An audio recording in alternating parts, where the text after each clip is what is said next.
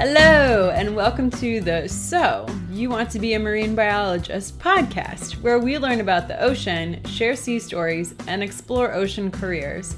I'm your host, Kara Muzia. Let's dive into today's episode. This episode is brought to you by you. Thank you to those of you who have become patrons of the So You Want to Be a Marine Biologist podcast. For less than the cost of a dive tank refill or a cup of coffee, you can help keep the podcast episodes coming. There's also some fun bonuses for patrons, so be sure to check those out at patreon.com/marinebiolife. That's patreon.com/marinebiolife.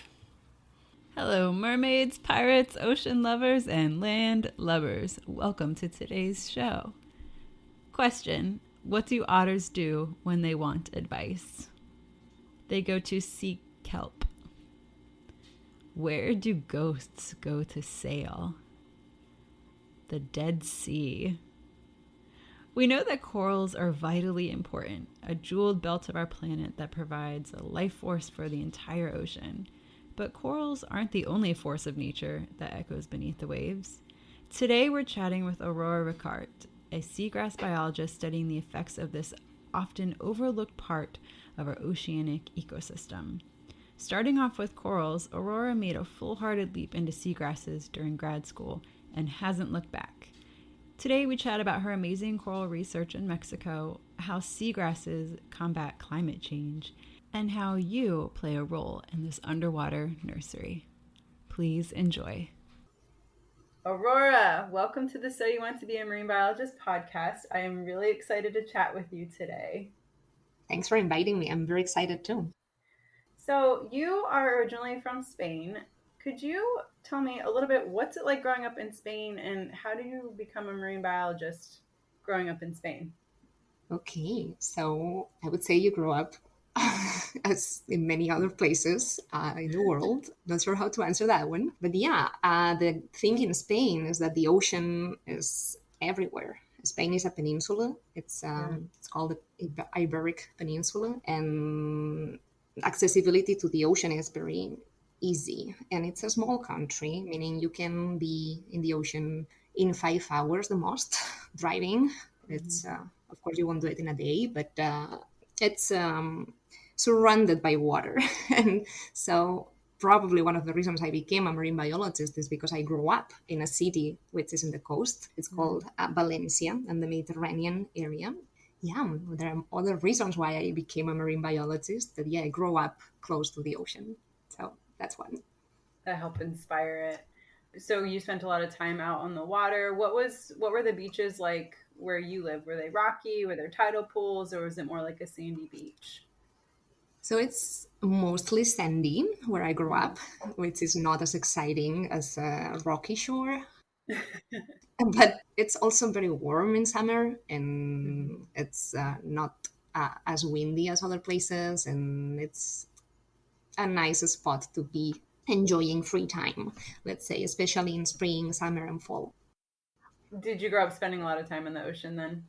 So actually, no. I mean, I visited the coast and the beach many, many times. Most of the times I was just like swimming a little bit and then spending most of the time on the sand, because when I was a kid, I was kind of afraid of the water and the ocean. And yeah, I think one of the reasons I end up being a marine biologist is because of that fear mixed with curiosity of what can be under the ocean surface. So I think, yeah, that's one of the things that engaged me when I was an adult. Like, I want to know what's there underneath that blue color. And it's interesting because most of my colleagues now, my professional colleagues, are people that has spent a lot of time in the water when they were kids. Right. Maybe because the family was bringing them out, or they had a boat, or they were very into snorkel and diving when they were kids or teenagers. And that wasn't my case. I grew up very close to shore, but was not going into the water that much because of that fear.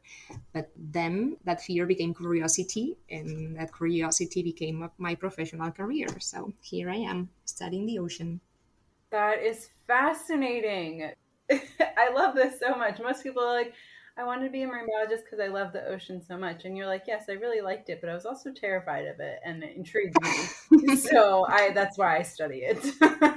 You know, this feeling that a lot of people has, that the water is not our environment, and most of the people doesn't feel comfortable Right. being in the water, especially when you can't touch the bottom anymore, or when you can't see the bottom anymore because the transparency of the water at some point ends and you are on this blue open ocean. And many times that's super scary, and it Yeah. was for me. Now it's not that scary. It was the case when I was a kid and a teenager, and until my 20s, I think that's when it started to change. Mm-hmm. And yeah, since then until now. Yeah, that you're right. It's a totally real fear that many people have, especially if you don't grow up going, being exposed to the water that much, then it's rational, right? It's not our natural environment for some. So, so you knew going into university that you wanted to be a marine biologist? Kind of. I knew I wanted to study biology, and I was interested in the ocean too. At that point, I still didn't know that I wanted to be a marine biologist, but I knew I wanted to do conservation, some kind of work in conservation of natural systems. Mm-hmm. And yeah, I end up focusing on marine biology, and I think I made a great decision. Yeah. What prompted you to focus on marine biology? This curiosity that we were talking about before, where I study, it's in Spain, and you don't have marine biology major, it's biology. So you study general biology and then you specialize through master's degrees or PhD. And so I did general biology, studying all sorts of environments, terrestrial and marine. And yeah, at some point, I started to choose more marine options like this. I think I'm liking it. I want to know more. I want to study this more. And then I had a big game changer. I did an exchange program at some point when I was an undergrad, and I went for a year to study abroad.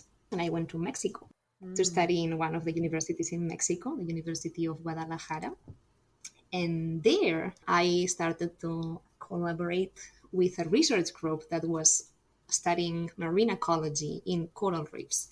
And so that for me was a big change, because I started volunteering with them and they engaged me a lot in research projects, which was new to me. I was still an undergrad, and everything I did before was in classes, but not in formal research projects. And I started diving with them too, and that was a big realization in my life. Like, okay, this can be a professional path for me, and I really like it. And what do I need to do to arrive here in the future? And so that's when I made the decision, like, okay, I'm gonna finish my major and then I'm gonna pursue a PhD. And I'm still here. So yeah.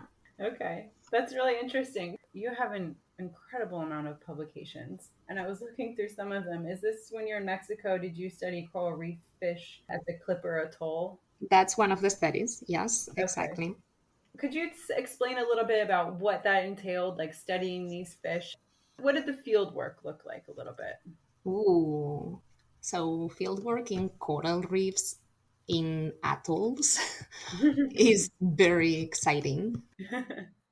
One, because most of these places are isolated or are remote, so you have to take a boat or another sort of transport, but usually you stay there for weeks to be able to do the study. It's Mm. not that you go dive and then you go back home. So it's kind of a sampling trip or campaign where everything is very intense because it has to be done in that window of time, and everybody, the entire team, is working super hard to make it possible. And It's a team effort. It's really fun, but also exhausting. And to be in an atoll with corals or coral reefs, it is super exciting. I mean, there is plenty of colors. The transparency of the water usually is very high, meaning you have a lot of visibility underwater. Because of these places are remote, there is a lot of fish in general, so there is a lot of life and biodiversity, and it is very nice and exciting to be diving there and have the opportunity to visit these places which are not accessible for everybody. That's a summary of. Yeah, you mentioned they're really far. So one of these papers was at the Clipperton Atoll. About how far was that from like mainland? Yeah, that one is more than 1,000 kilometers from mainland. That's a haul. That take you a couple of days to get out there? Well, more in a boat, in a big cruise, even more. Then, because that's one of the studies I did in Mexico, but I also collaborated with other studies, other island where we were doing research. It's not an atoll, but it's an island. It's called Isla Isabel, which is on the Pacific too. And that one, for instance, took us like 6 hours in a boat, but a very tiny, tiny boat, Mm. very small boat. And then we did that several times. And every time we did this, we were in the island for 2 weeks, more or less, Mm. doing all this super intense work. And you have to bring everything with you. Everything means where you sleep, where you cook, all the food, all the water, and everything. Most of these places don't even have any electricity or housing or anything. It's just remote places in the world. And it is Yeah. very exciting. I think these are one of the best field experiences I ever had because of this intensity in very isolated places. Yeah. So, okay, so you're getting transported like hundreds of miles into the ocean Yeah. with all of your stuff. So you have enough food and water, and not to mention all of the massive amounts of field gear. Yeah, exactly. All the tanks for diving. So I'm assuming you're up at dawn, you're going out to these reef sites, and you're monitoring fish at the reef sites. Is that what the primary study was? Yeah, exactly. Okay. You do census of fishes, and of course, for that, you need to know what species you are going to find there and also have a good sense of calculating the size of the fish by eye, which Yeah. now you can use other techniques and cameras and everything. But when we did that study, that was not the case. So, Right. yeah, I had a lot of training in swimming pools before to be able to calculate the size of the fishes. Right. Yeah, because underwater everything's magnified. Exactly. Is there a set magnification? I've always heard it's like 4 times, but now I'm second guessing that. I think it's between 3 and 4 times, three something something. Okay. So yeah, it would take a little bit of a special training to be like, well, in my mind's eye, I think it was like 10 inches, but really Exactly. it wasn't. But really, it's less than that. Yes, exactly. That's how it works. Very cool. So you went to Mexico, you did this amazing study abroad program, and we're hooked. Hook, line, and sinker. I want to do marine stuff. Yes, exactly. That was it. And I still had 2 more years at the university at that point, and You had 2 years left for your master's or your undergrad. undergrad. Yeah, yeah. Okay. And I finished and I went straight to a master's degree because in Europe it's mandatory. You have to do the master degree if you want to pursue a PhD.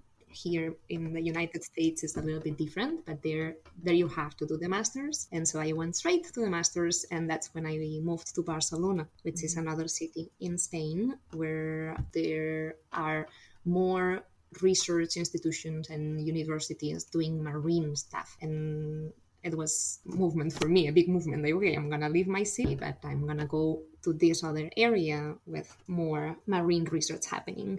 Right. And then I stayed there for the PhD too. Mhm. And that's when I became a seagrass ecologist. Yeah. And I'm so curious about this. I think seagrasses are amazing. And like we chatted a little bit about before we started recording, they're like highly underrated. How did you get into seagrasses? Yeah, great point, because I started in Mexico with coral reefs. Right. Good point.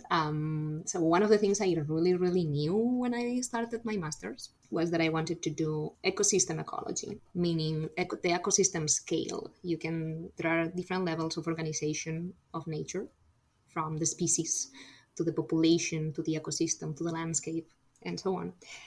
Well, there are not that many more, but I knew I wanted to do research at the ecosystem level. That's what I was doing in Mexico with coral reefs, because corals are habitat forming species, and so they create this nice ecosystem where other species and organisms look for shelter and food. So in the Mediterranean, the thing is that there are not coral reefs.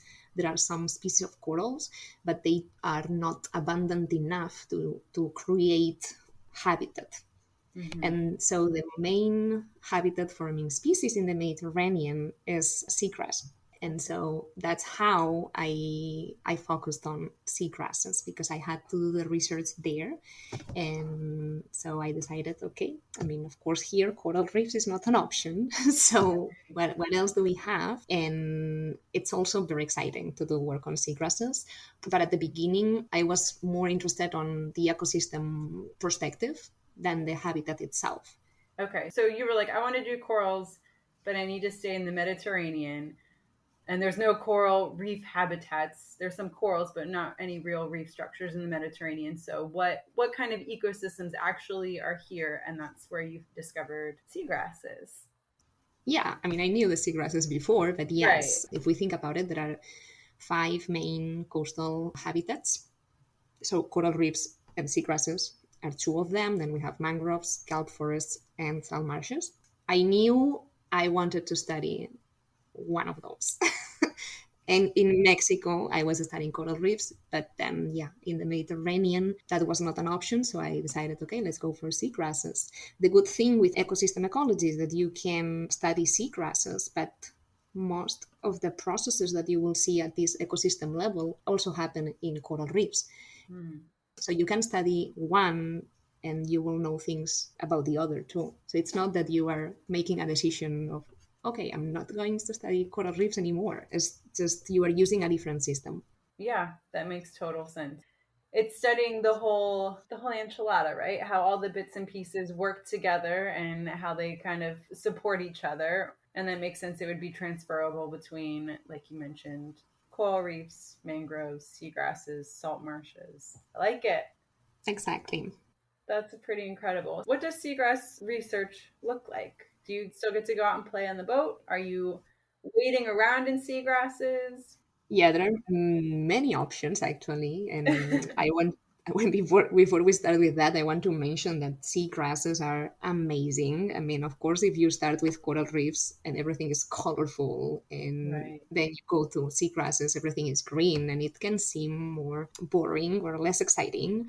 But then when you start to know the details of the system and what it does, is just incredible. And yeah, I want to mention that because it looks like, no, I couldn't do coral reef, so then I'm doing seagrass, but it's not like that. Right. It happened. I was there in this area, and right now I can choose what I do and what system I'm studying, and I keep studying seagrasses. So they are Yeah, super incredible and amazing. they really are. Actually, a question I had for you, how many types of seagrass are there?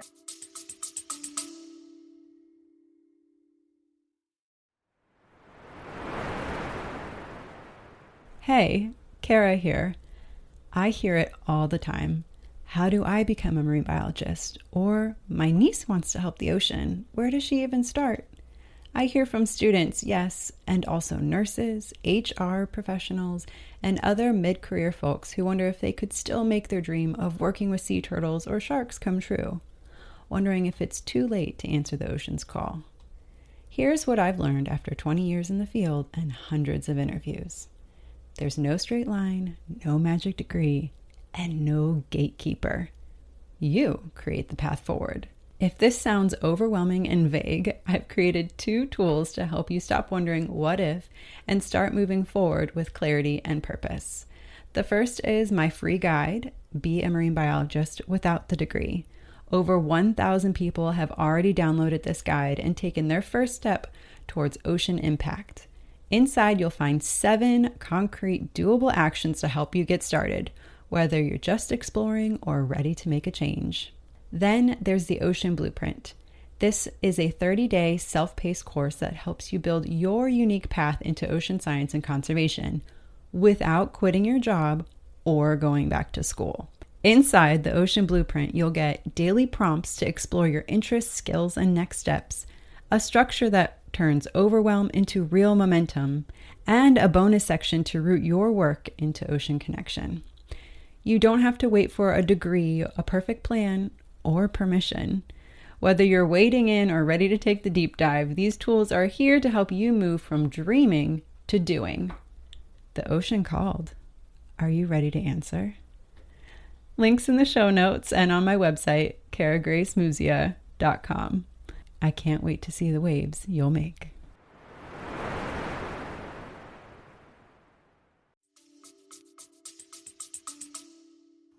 So there are approximately 70 species, 70.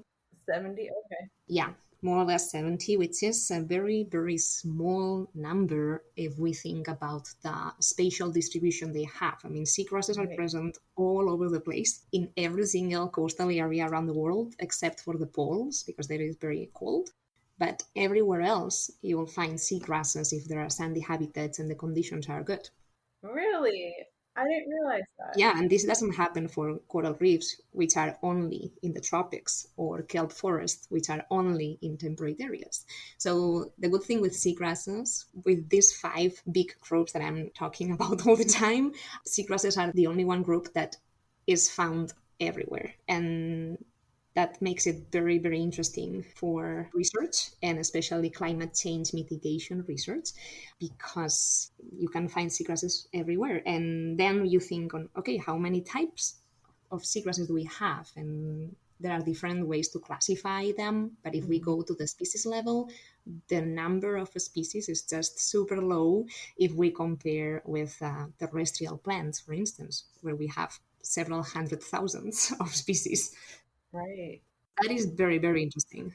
Yes, that's fascinating. 70 worldwide with the range of everywhere except for the poles seems like quite a low number. It's a very low number. Yeah. And seagrasses are plants, not algae. So they are like terrestrial plants. They are called angiosperms. They're flowering plants. Yeah, they're flowering plants, exactly. So highly evolved plants that actually have adapted to be living underwater. Yes. If we compare the same group in land and in the ocean, the group inland is just super diverse, many species, and then in the ocean, it's only 70. That's wild to think about. Huh. Does each, I mean, I'm sure temperature affects it quite significantly, but does salinity play a role in like where they're distributed? Yep, there are many different environmental factors, but yes, temperature is one, salinity is another. They are adapted to salinity, like high salinity, like in the ocean. Mm-hmm. But with freshwater inputs or riverine inputs or heavy rain, they can die. Yeah, it's negative for them. So they can handle some freshwater inputs. Depends on the species, but yeah, they can resist some changes. But if the change is so high, then it's not good. Yeah. Okay. Let's talk a little bit about, I mean, your research is fascinating to me. How I discovered you was your paper on carbon sequestration in seagrass beds. So how did you come up with this question, and what did researching it kind of look like? Okay, so seagrasses, as all other species of plants, are photosynthesizers. They do photosynthesis, meaning they capture or they sequester carbon dioxide and then release oxygen. That's what photosynthesis does with every single plant or algae in the world. And in the research community, there have been discussions on how much carbon seagrasses can sequester and if that can have effects on the water chemistry in particular. And I'm talking about ocean acidification. That's if I have to describe it very quick. It's like we have released a lot of greenhouse gases into the atmosphere and a lot of carbon dioxide since the Industrial Revolution. And so part of this carbon dioxide enters the water, the ocean, and there is like a chemical reaction where pH or acidity increases. So pH decrease and acidity increases. So the water, the ocean is becoming more acid. And so seagrasses, by doing photosynthesis underwater and sequestering this carbon dioxide, can reverse this negative effect of climate change. And that is what we have studied. And what we have done with this study is to check or confirm several hypotheses that have been made before by the scientific community. So the discussion was there. Probably in the last 5 years, there has been this discussion like, okay, this can work. This can be a potential natural-based solution for climate change effects, but we still didn't have the data or the evidence to say it. And this study that came out this year is actually saying that. It's like, okay, seagrasses, by sequestering carbon dioxide, can reverse the effects of ocean acidification to pre-industrial levels, meaning what we had, pH levels that we had before the Industrial Revolution. Okay, so seagrasses can reverse increased pHs to pre-industrial revolution levels. That is amazing to think about. So how did you measure that? With sensors. Yeah, we were using sensors that measure pH. It's a very difficult thing to do. It's not simple. You can measure temperature in a very simple way, but then for pH it's very tricky. And actually the technology to measure pH underwater autonomously, not going with a boat every single time or not taking a water sample every single time, that technology, it's very new. And so we have been using these sensors deployed in different sites, in different seagrass meadows to measure pH. And that's what came out this last year. So these sensors, are they just kind of on a pole in the middle of a seagrass field and they're just constantly collecting data? Exactly. Yeah. We have some of those here.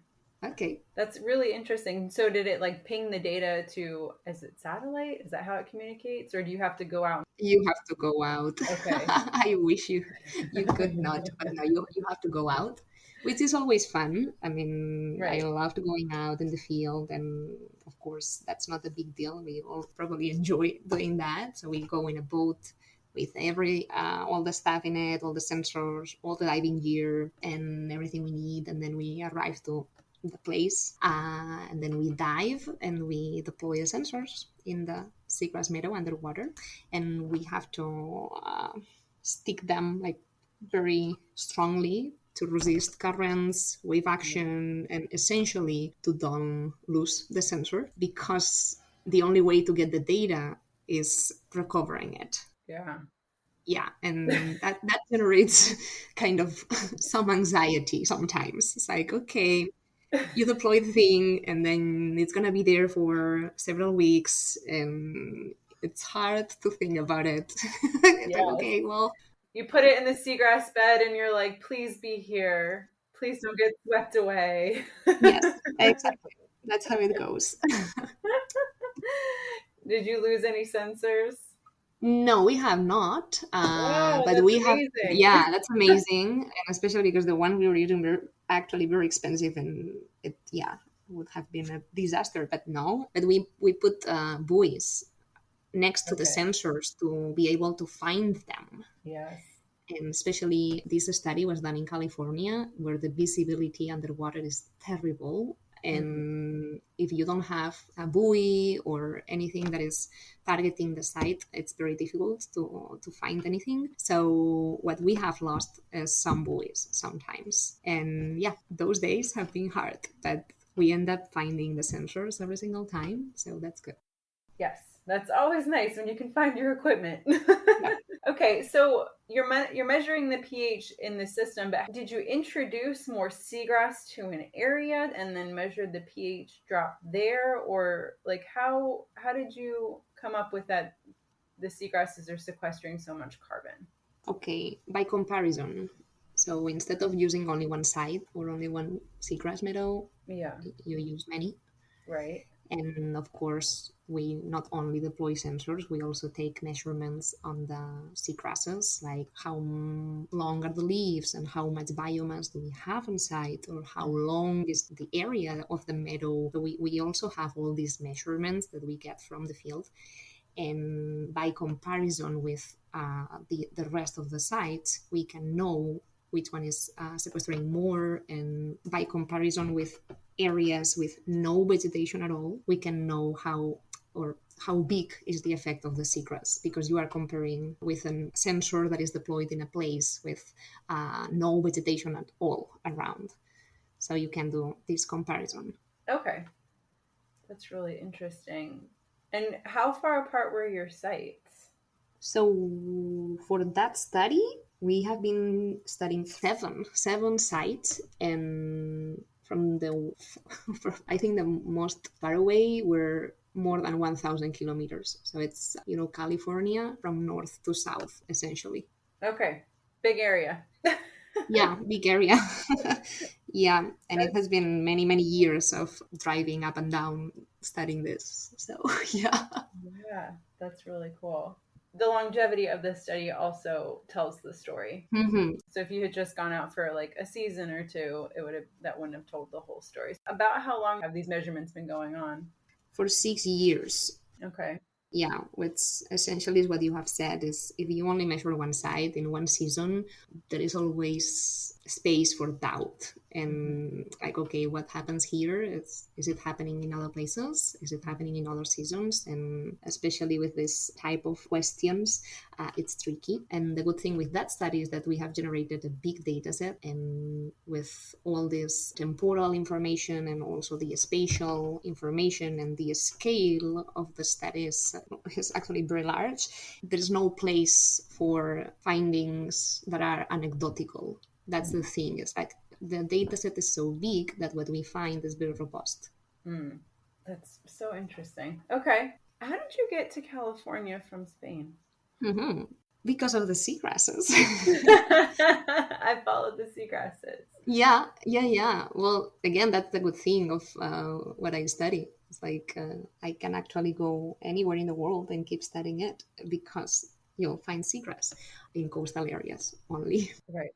So I finished the PhD in the University of Barcelona, and I also did my PhD in Australia. So I was going back and forth Barcelona and Australia, and I kind of had my expertise and network in Europe and Australia. And United States was like, okay, this far place that I've never been, that I know is very interesting, especially California has a lot of marine research, a lot. And when I finished the PhD, I started to think, okay, where can I do a postdoc? Because that's what you do next if you want to keep doing research. So once you are a doctor, many people pursues a postdoc and then goes for a faculty job or research position, more permanent. But you'll do this period of postdoc, and California was a good place to go because of this high density of research institutions doing marine science. There is research centers doing marine stuff from Humboldt to San Diego, and some of them are internationally recognized places that everybody in the scientific community knows, and that was very interesting. And there was a project on seagrasses and carbon sequestration happening at UC Davis, University of California, Davis. And so I applied and I came to do a postdoc there. And I'm still here. So yeah, that's how I did the big jump. It's like, okay, I decided not to stay in Spain or not to go to Australia, where I already had been doing research. And I decided to go out of my comfort zone and expand my network and the places where I've been doing research. And so, yeah, California was a good place to come because there was this seagrass research happening, and also the potential for a lot of interaction and networking and exciting science happening. Yes, very cool. Yeah, there's a lot of interesting stuff going on in California, including your seagrass work. Very Thank you. interesting. So one of your other studies that caught my eye was seagrasses help oysters. I have a soft spot for oysters. So could you explain Same. a little bit about that study and where was that? Was that in California as well? Yeah, that one is in California, and it's the same idea of carbon sequestration and pH increase. But the thing with ocean acidification is that it affects organisms, and especially calcifying organisms, those that have shells or external skeletons, such as crabs, oysters, mussels, lobsters, etc. Mm-hmm. And so, with this study, I decided to work with oysters because it's one of the organisms that has big commercial activity or a big commercial industry behind. There is a lot of oyster aquaculture happening in many places, some of them in California and the west coast of United States. So we decided to look at this ocean acidification amelioration by seagrasses by using oysters, Mm-hmm. meaning we knew from the field data that we had with the sensors and all that part of the study. We knew that seagrasses could influence pH levels and change water chemistry related with ocean acidification, but we still didn't have the evidence of how that would affect organisms that are affected in a Mm-hmm. negative way by ocean acidification. So we designed this experiment putting seagrasses and oysters together to check if oysters grow more with seagrasses or not. And so what we find is that oysters do more calcification. They actually grow, the shells grow better in the presence of seagrass. Because they're able to pull the necessary carbon or calcium carbonate out of the water column. It's just easier for them to do it. Yeah, with higher pH. Yeah, so seagrasses elevate pH and through that can facilitate oysters calcification. Okay, that's really cool. So again, was it you measured oysters that were out not in seagrass beds, and then you had some oysters that were in seagrass beds?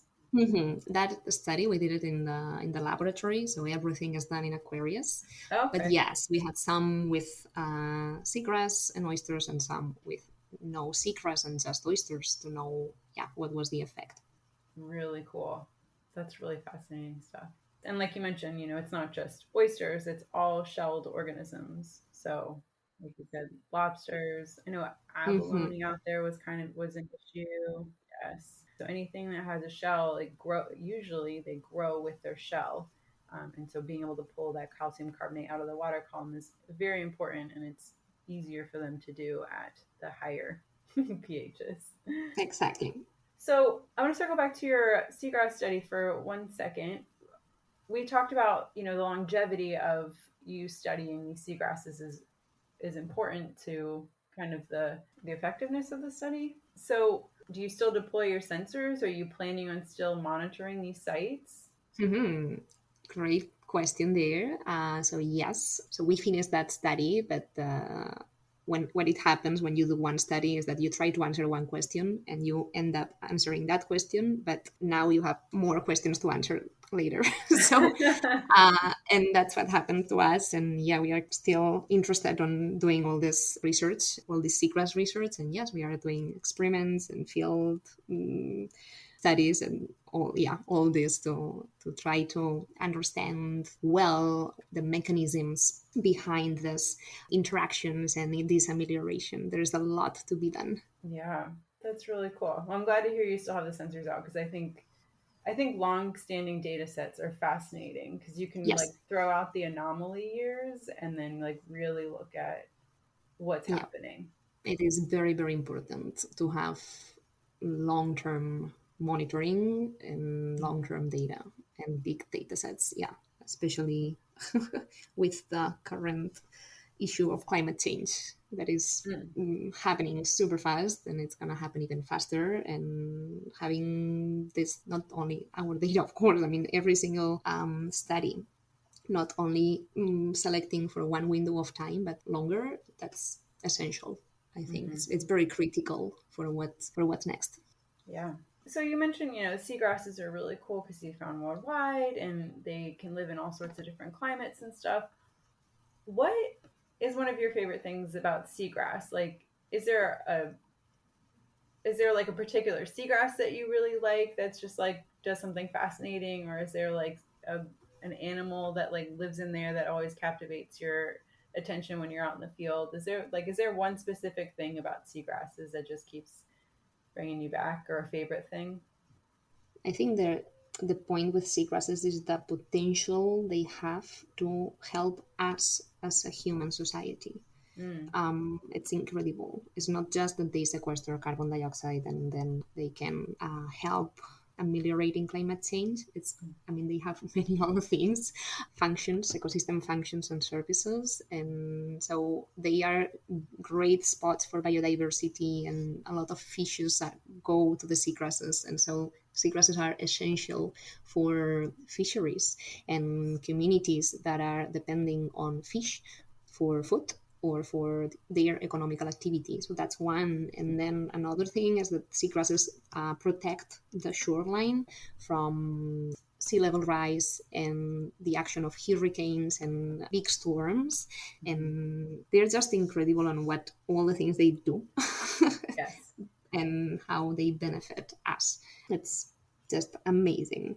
Yeah, they do provide a lot of ecosystem services. When I think of seagrass, like in Florida, I keep bringing up Florida, but that's my paradigm. We have two seagrasses that are named after animals, and just their common names, and it's manatee grass and turtle grass, and it's because these animals eat the seagrasses Mm-hmm.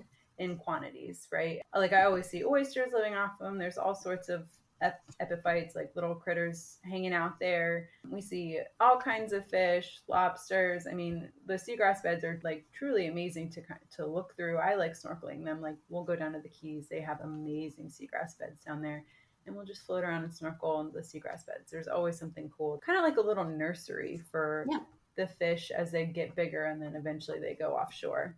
Exactly. That makes them super important for economical activities, especially fisheries, but also tourism. You can think about it like manatees in Florida. Come on, if I visit Florida, I want to go and see the manatees or the Right. turtles. And yeah, there are numbers on that that I don't have right now, but there are estimates of how much seagrasses support economies and the percentage of the economy, total economy on a particular area. And it's just incredible. You won't think about it, but it's amazing what they do. Well, another cool thing about seagrasses is they don't just sequester carbon in their leaves, they sequester into the ground. Could you elaborate on that? Sure. So the cool thing with seagrasses is that they can ameliorate climate change effects in two different ways. And both are related with their physiology, but one is what we have been talking about, ocean acidification, amelioration, which usually happens through photosynthesis, and so through the leaves. But the other way seagrasses can ameliorate climate change effects is by sequestering carbon as organic carbon in their sediments. So bury it underneath the seagrass meadow. And so seagrasses trap carbon through photosynthesis, as we already have said, but they also can trap particulate organic matter that is suspended on the water column. Mm, And because of their leaves and shape, they act like a filter.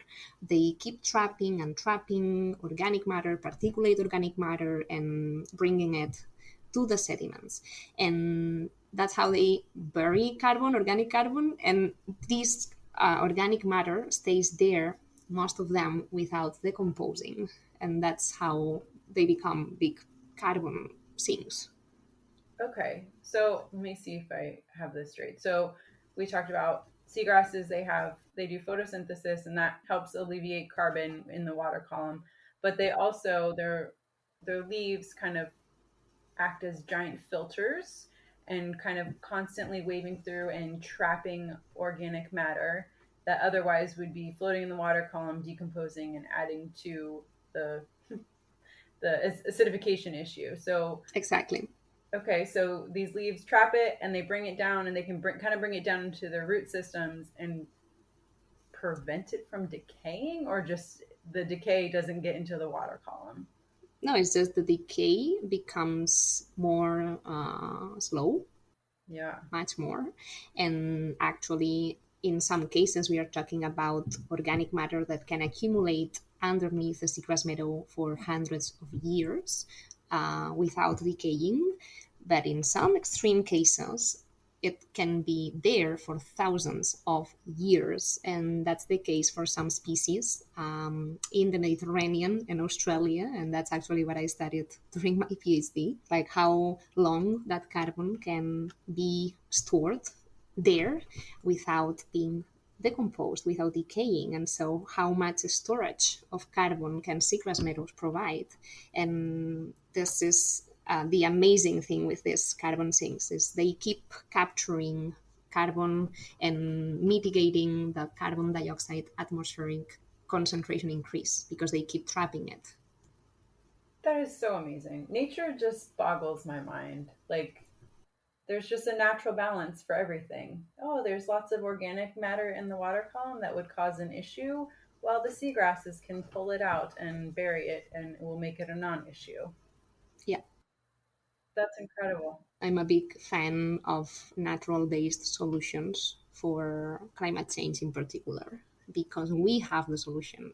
It's just we don't know or we have not yet managed the natural system well to do what we want. So Right. I think we have the solution in front of our eyes. Not that seagrasses are the only one, but it's part of Right. it.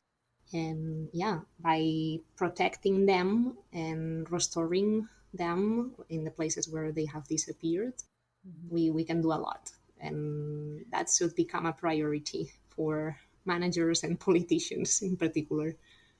Yeah. What does seagrass restoration look like? Like gardening, actually. It's the same thing as forest restoration, but underwater. So you can put seeds or you can transplant from other places where you already have some seagrass. And it's like gardening, but underwater. And of course, that's not a possibility everywhere. I mean, it's not that we can plant seagrass all over the place. We need to choose wisely the sites because they are fragile and will be affected by different issues such as warming or pollution, but especially where seagrasses have disappeared, and there are many sites around the world where seagrasses have disappeared in the last decades. Mm-hmm. If the stressor is not there anymore, seagrasses can be restored.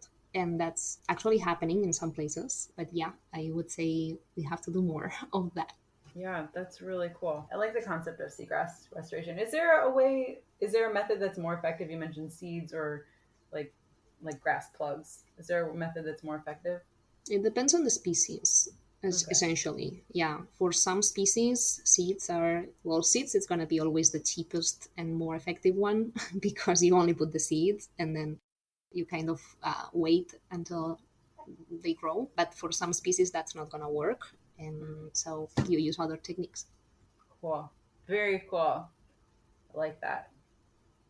Yeah. What are some threats for seagrasses? And they do all these amazing things. They seem pretty hardy, right? They're able to sequester this carbon. They can live in different salinities and different pHs. So, what are some things that can kind of knock them back? Yeah, warming is one of them. So global warming, it's a big deal with them because we know not all seagrasses will resist higher temperatures. And then human activities, especially physical disturbances Mm. such as dredging and construction in coastal areas and all sort of human activities that destroy seagrass habitat itself. That affects them a lot. And of course, other climate change effects, such as ocean acidification. We still don't know how is it going to affect seagrasses in the long term. That's a big gap in knowledge that we have. I would say warming, it's one, the big one probably. Then sea level rise, it's also going to affect them because seagrasses depend on light to live as all other plants. And if water levels increase, some of the deep seagrasses won't make it. Mm. Yeah, that all makes sense. Yeah, there are many different factors that can affect them. So, one of my new favorite questions to ask on the show Mhm. is if you had an unlimited amount of money for a project, what would you do? Okay. so so I will probably do research on the same area where I am now, but the scale of the studies, I will try to make it bigger, Okay.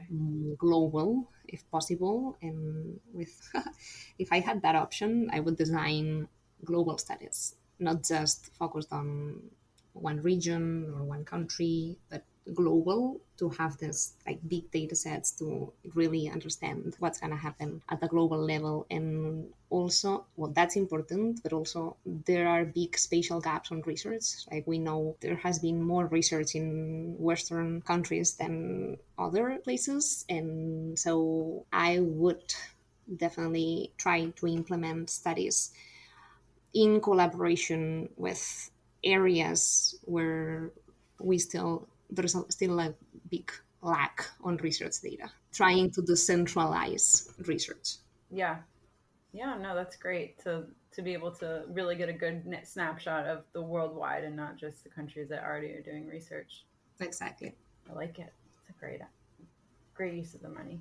My personal favorite question to ask is, what is your favorite field story or stories to tell? And this could be a really amazing day out in the field, or it can be a Mm-hmm. day where things happened and it makes a really great story now. Okay. I would say there are many stories, but if I have to choose stories from the field, if I have to choose, it's going to be one of my first scientific divings, which was in Mexico, going back to coral reefs, and I was doing fish census. I remember we were on a team of 5 people on the boat, and all of us were diving together, like meaning everybody goes down, and then we put a transect, which is like a straight line that everybody follows, and then we go one by one, every a single one measuring different things. And so I was measuring. I think it was invertebrates at that point, and so I was following another colleague that was like 20 meters in front of me, and at some point, that person, I don't know how deep we were, but probably 20 meters or something like that. And at some point, my colleague just turned around, came to me, and when we dive, we can't talk. We need to write, or we need to use signs with our hands. And so he wrote on the table he had, "Can you hear?" And I was looking at him like, "What? What?" And so he asked me to take out the hood that I was using, and I did that. And I did that, and it was amazing because we could hear whales singing, Oh, and the sound underwater travels very fast, and it surrounds you at the point that you don't know where the sound is coming from, and it's just an amazing experience to have, especially if there are whales singing. And I remember that as one of my, not the first, but among the first scientific divings I was doing, and it was just one of the most beautiful experiences I've ever had. that's incredible. You're diving on a coral reef surrounded by whale songs.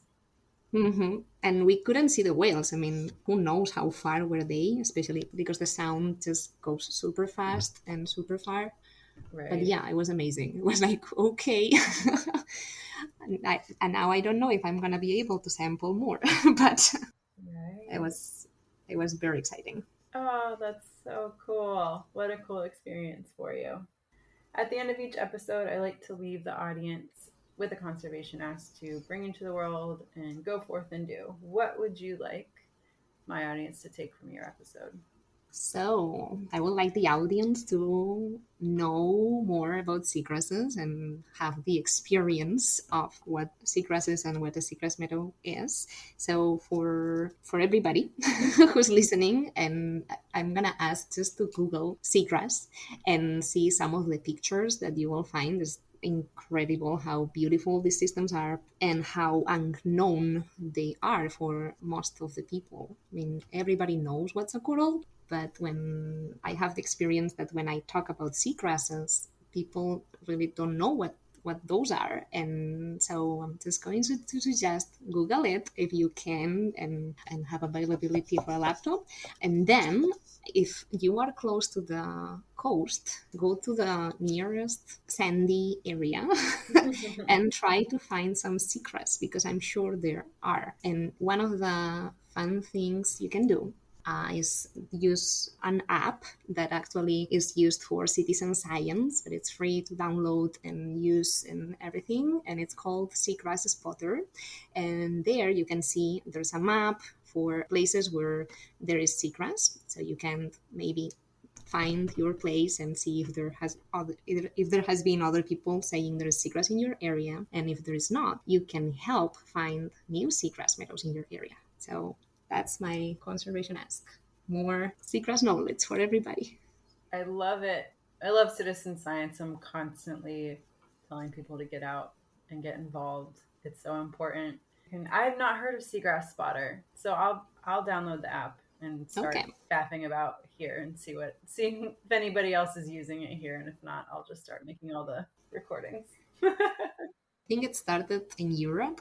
But now definitely it's a global thing. Like I know they have different, I've seen the map, the global map, and there are spots everywhere with seagrasses. But yeah, probably there is more concentration of data in Europe because they started there. But so please help on mapping more seagrass.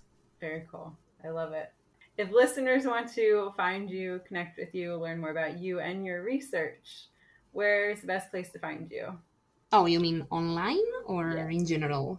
Okay. Are they welcome to come knock on the door of Bodega Marine Lab and say hi? Well, yes, that's definitely one thing, because that's where I'm based physically. But I want to mention that I actually work for the Bigelow Laboratory for Ocean Sciences, which is in the East Coast in Maine. That's where I'm working now, but I'm working remotely for different reasons. One of them is COVID. So yeah, I have my office at the Bodega Marine Lab, and please come and visit. We have tours for general public, and you can check that on the website and find a good time to come and visit the place.